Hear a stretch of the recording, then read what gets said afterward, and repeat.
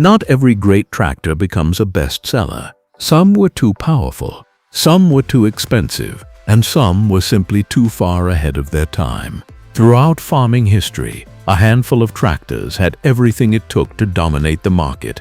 Brilliant engineering, massive power, and features that modern machines still rely on today. But for the wrong reasons, they failed. Bad timing, strong competition, or farmers who just weren't ready. Today, we're uncovering the 10 old tractor models that could have ruled the market but didn't. Machines that deserved greatness but were misunderstood, mispriced, or mismanaged. Get ready, because these tractors weren't weak. They were victims of history. Number 1. Ford FW60. The Ford FW60, introduced in 1977, represents one of the most ambitious moments in Ford's agricultural history. Until this point, Ford had earned its reputation through reliable row crop and mid-sized tractors. But the FW60 marked a deliberate attempt to enter the high-horsepower, four-wheel drive articulated tractor market, a segment dominated by specialized manufacturers. This wasn't Ford experimenting cautiously. This was Ford stepping directly into the heavyweight division. At the heart of the FW60 was a Cummins V8 diesel engine, producing approximately 335 horsepower, an enormous figure for the late 90s. Ford wisely avoided developing its own engine for this role and instead relied on Cummins, already trusted for industrial-grade reliability and torque. The power delivery was smooth, strong, and ideally suited for pulling massive tillage equipment across large acreage farms. To ensure the tractor's structure could handle this power, Ford partnered with Steiger, the undisputed leader in articulated tractor design. As a result, the FW60 had excellent weight distribution, a robust articulation joint, and traction characteristics that matched its raw horsepower. From the operator's seat, the FW60 felt like a modern machine. The cab was spacious, visibility was good for its class, and vibration was relatively controlled compared to earlier big tractors. In the field, it performed exactly as promised, strong, stable, and capable of working long hours without complaint. So why didn't it rule the market? The answer lies in trust and timing. Farmers purchasing articulated tractors weren't just buying horsepower, they were buying long-term support. By the time the FW60 arrived, companies like Steiger, Versatile, and John Deere had already established deep credibility in this segment. Ford, despite its reputation elsewhere, was viewed as a newcomer in big articulated machines. Those doubts became justified when Ford exited the agricultural equipment business in 1983, selling it to New Holland. Suddenly, the FW60 had no future. Parts availability, dealer confidence, and resale value all collapsed. The tractor itself hadn't failed, the corporate commitment did. Had Ford stayed in the market, the FW series could have grown into a dominant force. Number 2. Minneapolis-Moline G1000 Vista. The Minneapolis-Moline G1000 Vista, launched in 1963, was one of the boldest tractor designs ever put into production by a major manufacturer. At a time when tractor styling and layout followed strict traditions, Minneapolis-Moline chose to challenge everything farmers thought a tractor should look like and feel like. The Vista's defining feature was its high-mounted cab, positioned above the engine rather than behind it. This elevated seating position gave operators an almost panoramic view of the field, rows, and implements. The wraparound glass and forward-facing design dramatically reduced blind spots, improving precision and reducing operator fatigue. Decades later, visibility and ergonomics would become industry priorities, but the Vista introduced these ideas far too early. Power came from a 504 cubic inch six-cylinder engine, producing roughly 95 horsepower, making it competitive with other large row crop tractors of the era. Mechanically, the Vista was sound. It wasn't unreliable, underpowered, or fragile. The engineering behind the high cab was carefully thought out, with balance and stability properly managed. The problem wasn't engineering, it was psychology. Farmers in the early 1960s were conservative by necessity. The elevated cab felt unsafe, even if it wasn't. The tractor looked radically different from anything else in the field, and unfamiliarity bred mistrust. Many operators simply didn't feel comfortable sitting that high above the ground. Compounding the issue was Minneapolis-Moline's financial instability. The company lacked the marketing power to educate farmers about the Vista's benefits or overcome skepticism. Dealer networks were weaker than competitors, and without strong promotional backing, the tractor struggled to find buyers. Production ended after just a few years. Ironically, modern tractors now embrace many of the Vista's ideas. Today, it's prized by collectors as a symbol of innovation that arrived decades ahead of farmer acceptance. Number 3. Allis-Chalmers 8550. The Allis-Chalmers 8550, introduced in 1982, should have been a defining success for the brand. By this point, Allis-Chalmers was well established in agricultural equipment, and the 8550 represented its strongest push into the high-horsepower articulated tractor segment. The tractor was powered by a turbocharged Cummins diesel engine producing around 325 horsepower, giving it serious pulling capability. It featured strong hydraulics, a heavy-duty articulated frame, and a roomy cab designed for long working days. Everything about the 8550 suggested it was built to compete directly with the best machines in the industry, and in actual fieldwork it did exactly that. Farmers who owned the 8550 often praised its reliability, torque, and ability to handle massive implements. The tractor wasn't experimental or fragile, it was a mature, capable design.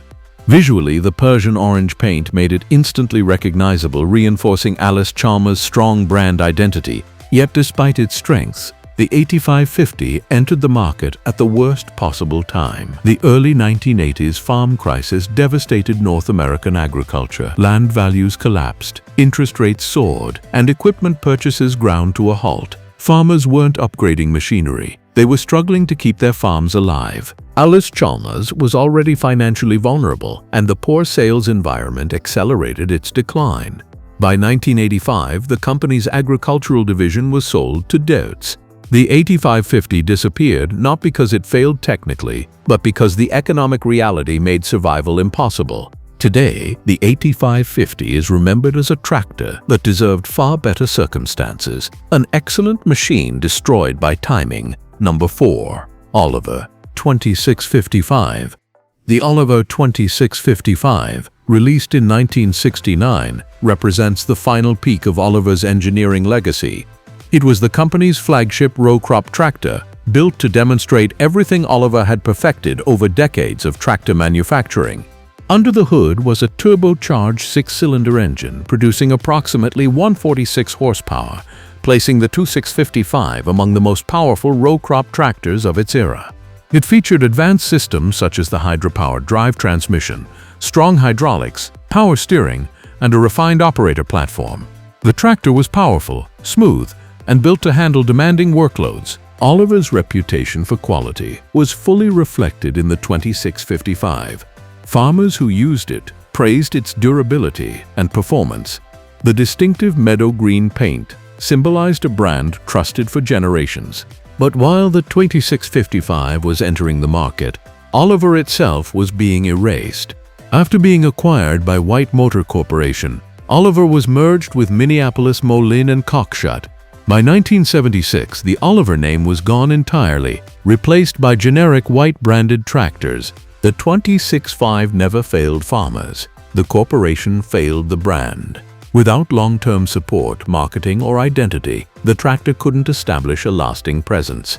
Today, the 2655 is treasured by collectors as the last true Oliver, a reminder of a brand that could have continued competing at the highest level. Number 5. International Harvester 5488. The International Harvester 5488, introduced in 1981, stands as one of the most tragic examples of a tractor that had everything it needed to succeed, except a stable company behind it. Part of IH's ambitious 88 series, the 5488 was designed to modernize the brand and reclaim lost ground in the high-horsepower two-wheel drive tractor market.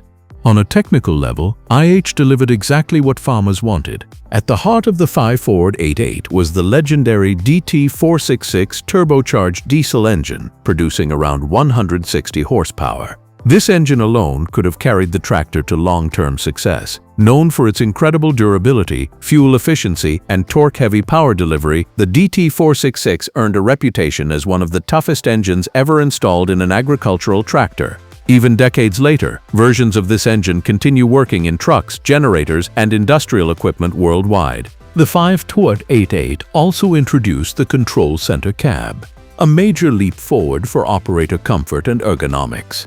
Visibility was excellent, noise levels were reduced, and the control layout was intuitive. Hydraulics was strong, the chassis was robust, and the tractor could comfortably handle large tillage tools and planters. In everyday farm use, the 5-Tort-88 proved itself to be reliable, powerful, and easy to live with. So why didn't it rule the market? Because International Harvester was collapsing from the inside. A crippling labor strike between 1979 and 1980 halted production and drained the company's finances. Just as IH tried to recover, the 1980s farm crisis hit, devastating equipment sales across North America. Farmers became cautious, and buying a new tractor from a financially unstable company felt risky. Dealers began closing, parts availability became uncertain, and confidence evaporated. By 1985, IH sold its agricultural division to Tenneco, forming Case IH, and the 5488 vanished from the lineup. Ironically, many 5488s are still working today, proving the tractor itself was never the problem. It was the collapse of the company that killed it. Number 6. Massey-Ferguson 4900 Series. The Massey-Ferguson 4900 series, introduced in 1994, represented MF's bold attempt to compete in the elite world of articulated four-wheel drive tractors. With models ranging from 280 to 400 horsepower, these machines were designed for large-scale farming operations, running massive air seeders, cultivators, and deep tillage equipment. Mechanically, the 4900 series was solid. The tractors were powered by Cummins diesel engines, well known for reliability and torque, and featured modern spacious cabs with good visibility and improved ergonomics. Hydraulics were strong, the articulation system was robust, and overall build quality was competitive with other tractors in its class. These weren't experimental machines, they were properly engineered, field-ready tractors. In actual operation, the 4900 series performed well. Farmers who owned them often reported dependable service and strong pulling capability. From a purely mechanical standpoint, these tractors deserved to be successful. However, the articulated tractor market in the mid-1990s was brutally competitive. Brands like Case IH, John Deere, and New Holland dominated dealer networks, resale values, and farmer loyalty. When farmers invest in 300-plus horsepower tractors, they're buying more than a machine. They're buying long-term parts support, resale confidence, and brand security. Massey-Ferguson struggled with perception issues in this segment. While MF was respected for mid-sized tractors and hay equipment, many farmers didn't associate the brand with ultra-high horsepower machines. Dealer coverage was inconsistent, and resale values lagged behind competitors. By 1999, the 4900 series was discontinued. It wasn't a failure of engineering, it was a failure to overcome brand loyalty in an already crowded market. The tractors could have ruled, but farmers chose familiarity over capability. Number 7. White American 60. The White American 60, launched in 1961, was a tractor built on intelligent design rather than brute force, aimed at small farms, orchards, and specialty crop operations. The American 60 featured a rear-mounted engine, giving operators excellent forward visibility and superior maneuverability in tight working conditions. This design choice made the American 60 remarkably practical. Operators could easily see mounted implements, navigate narrow rows, and work efficiently in areas where larger tractors struggled. The tractor offered multiple PTO speeds, respectable hydraulic capacity for its size, and a comfortable operator platform. White engineers clearly understood the needs of smaller-scale farmers. The problem wasn't the tractor, it was White Motor Corporation's lack of commitment. During the 1960s, White constantly reorganized its tractor divisions, juggling Oliver, Minneapolis-Moline, and White-branded equipment. This led to inconsistent marketing, confused dealer messaging, and diluted brand identity. Farmers didn't know if White was serious about compact tractors or if the American series was just a temporary experiment. Without consistent promotion and long-term support, sales stagnated. By the late 1960s, the American line was quietly discontinued. Today, the American 60 is rare and highly collectible. Owners praise its smart design and practicality. It stands as a reminder that even well-thought-out machines can fail when corporate leadership doesn't fully back them. Number 8. Deutz-Allis 91500. The Deutz-Allis 9550, introduced in the late 1980s, is a textbook example of how brand identity can determine success or failure, regardless of engineering quality. After Deutz acquired Allis-Chalmers in 1985, the newly formed Deutz-Allis brand attempted to merge German engineering with American tractor heritage. The 950 was a four-wheel drive articulated tractor producing roughly 360 horsepower, powered by a Deutz air-cooled diesel engine. Technically, the tractor was impressive. Air-cooled engines eliminated radiators, coolant leaks and freezing issues, and Deutz had decades of experience with the technology in industrial and military applications. But farmers didn't trust it. Air-cooled engines felt unfamiliar in agricultural use, and many operators worried about heat management under sustained heavy loads.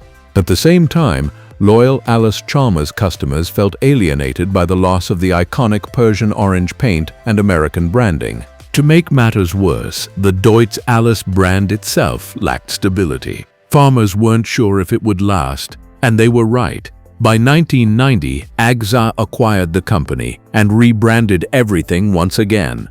The 915 disappeared almost overnight. Despite being mechanically competent, the tractor never stood a chance. It failed not because of design flaws, but because farmers couldn't trust the name behind it. Number 9. John Deere 8010, 8020. The John Deere 8110 and 8020 represent one of the most surprising chapters in agricultural machinery history because they prove that even the strongest brand in farming can fail. Introduced in 1959, the 8010 was John Deere's first attempt at building a four-wheel drive articulated tractor, a category completely outside the company's comfort zone at the time. Deere was dominant in row crop tractors, but the rise of large-scale farming demanded something bigger, and the 8010 was meant to be the answer. On paper, the tractor was revolutionary. It produced around 215 horsepower, an astonishing figure for the late 1950s. Power came from a GM two-stroke diesel engine, commonly used in marine and industrial applications.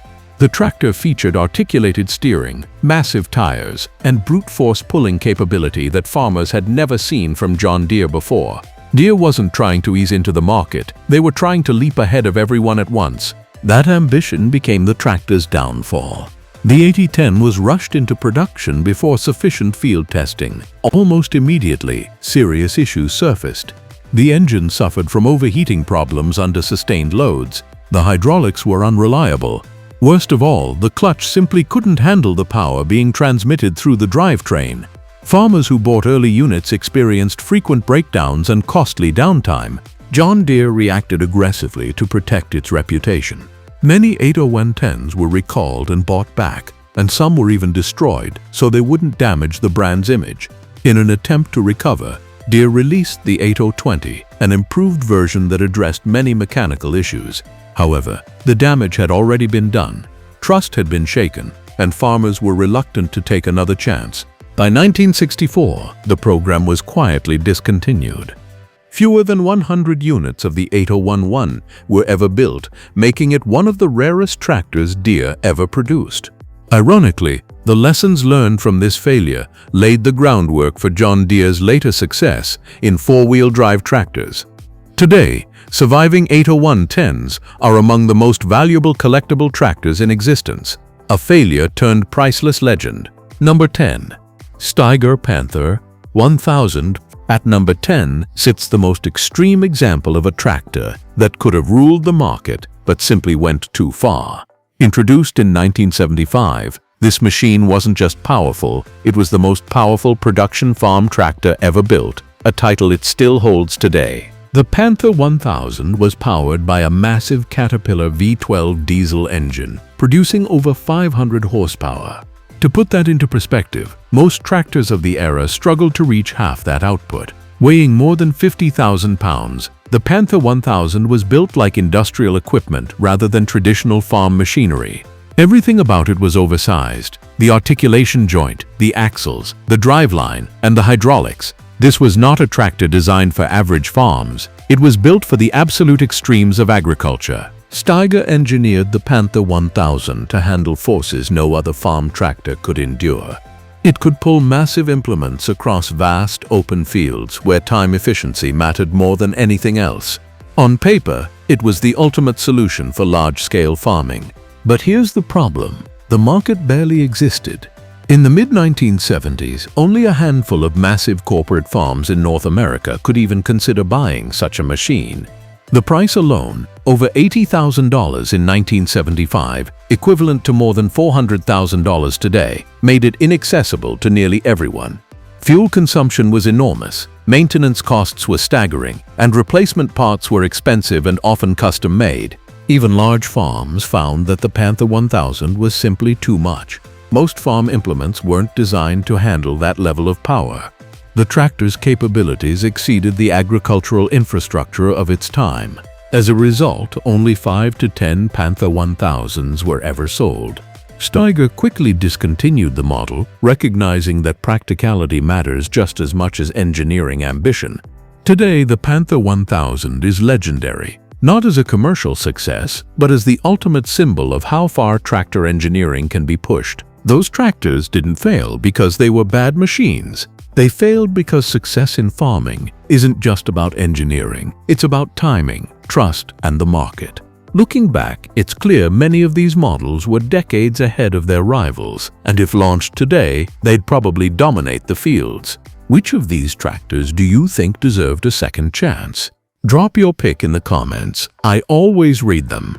If you enjoyed this deep dive into farming's forgotten legends, hit like, subscribe, and share this video with someone who loves old-school machinery. Thanks for watching, and until next time, keep the engines running and the legends alive.